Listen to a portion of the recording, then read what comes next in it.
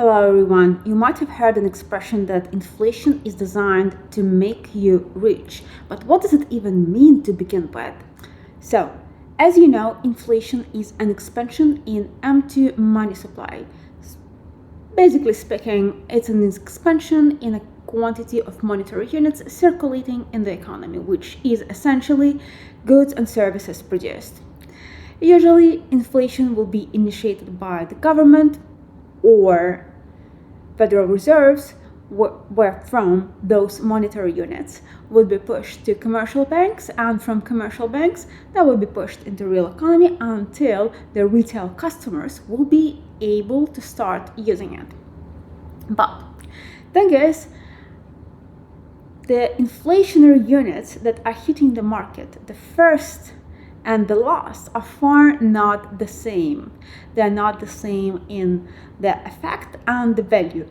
Reason being, originally the economy is working with an understanding that the M2 money supply is the previous one. So whichever currency units that are hitting the market first, they are still being attributed to the prices as inflation has never happened.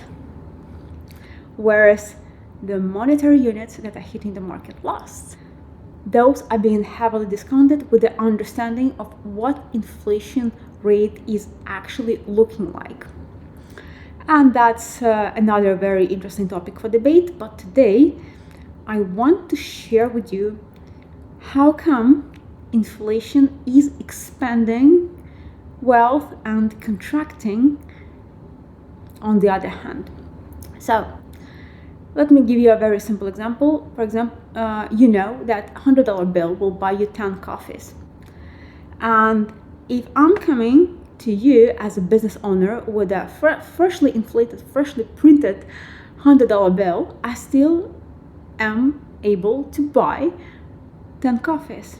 However, if I'm not the only one, and let's assume there was another thousands and thousands of people coming to you the very same question, sooner you will start to understand that you have more monetary units, which means that, and not only you, by the way, all your suppliers and all your carriers as well, and all your partners too.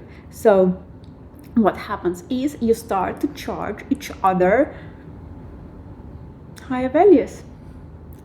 And then until some point in time, you will finally realize that, oh, actually right now you can charge your customers a higher value just because to produce the same 10 cups of coffee would cost you more.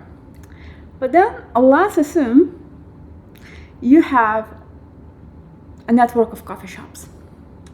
And in each of the coffee shop, you have coffee shop manager working.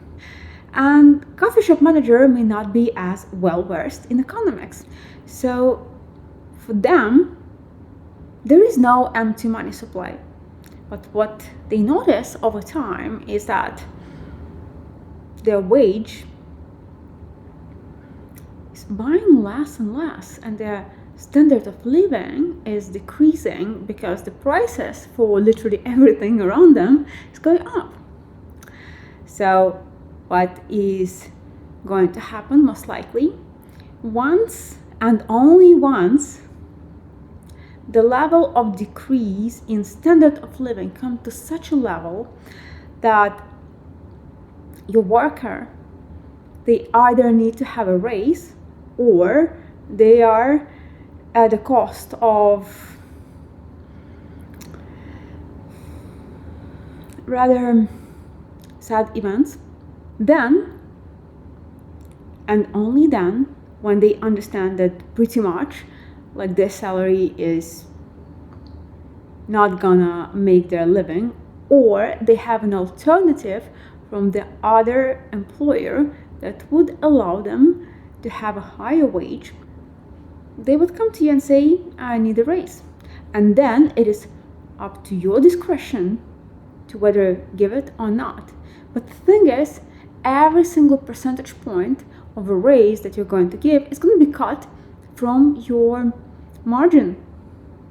And this is the way you are absolutely non-incentivized to give any single livable or benchmark next to real inflation or real lift in your retail prices or sales prices,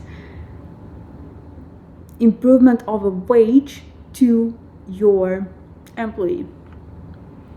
And as long as there will be more employees on the market than there are business owners, or for that matter, asset owners, the situation will remain as is. Inflation would benefit asset owners, would it be banks, equities, commodities, real estate, hard assets, and it will always decrease a standard of living of those people who rely on a wage and live in a competition of receiving a payment for their time. Defer to you what to do with this information, but choose it wisely.